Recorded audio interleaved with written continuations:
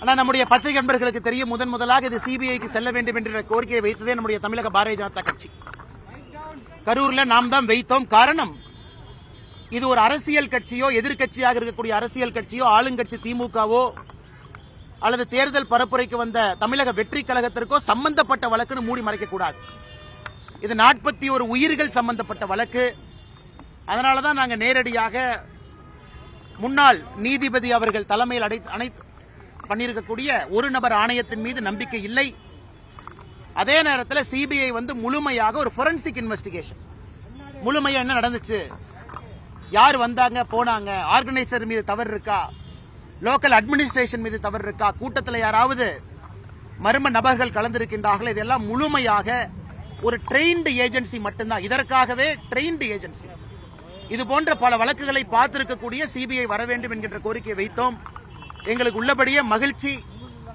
பாரதிய ஜனதா கட்சியினுடைய 2 தொண்டர்களும் கூட தனிப்பட்ட வகையில் உச்சநீதிமன்றத்திற்கு போயிருந்தாங்க.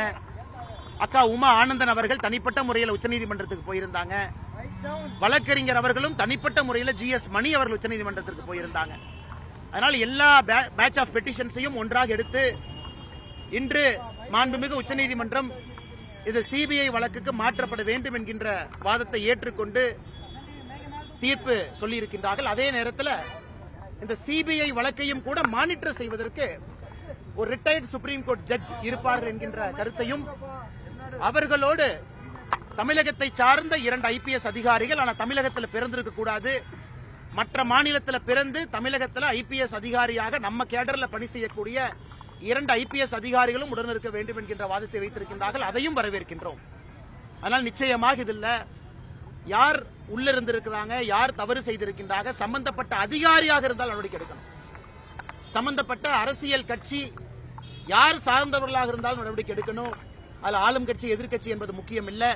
அதனால் நிச்சயமாக நீதி வெல்லும் என்கின்ற நம்பி இருக்கு. அதே நேரத்தில் எப்படி நம்முடைய சென்னை உயர்நீதிமன்றம் நீதியரசர் அவர்கள் நிறைய விஷயத்தை அவங்களாகவே எடுக்கிறாங்களோ, அதுபோல கரூரில் பாதிக்கப்பட்ட 41 குடும்பம், அதுல அவங்களுக்கு தெரியாம 2 நபர்கள்ட்ட பொய் சொல்லி கையெழுத்தை வாங்கி அவர்களையும் இந்த வழக்கில் பெட்டிஷனா சேர்த்திருக்கிறாங்க.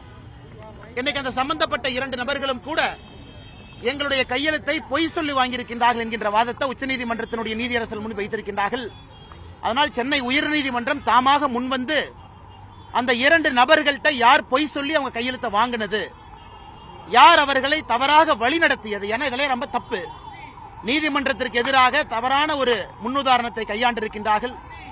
அதையும் கூட சென்னை உயர்நீதிமன்றத்தினுடைய நீதியரசர்கள் தாமாக முன்வந்து விசாரிக்க வேண்டும், அதிலே சம்பந்தப்பட்டவர்கள் மீது நடவடிக்கை எடுக்க வேண்டும் என்கின்ற கோரிக்கையும் நம்முடைய மாண்புமிகு நீதியரசர்கள் முன்பு நாங்கள் வைக்கின்றோம். ட்ரெண்ட ஃப்ரெண்ட் ஆக்கிக்கோங்க. தந்தி டிவியின் சப்ஸ்கிரைபர்ஸ் அண்ட் ஃபாலோவர்ஸ் குடும்பத்துல நீங்களும் இணையுங்க.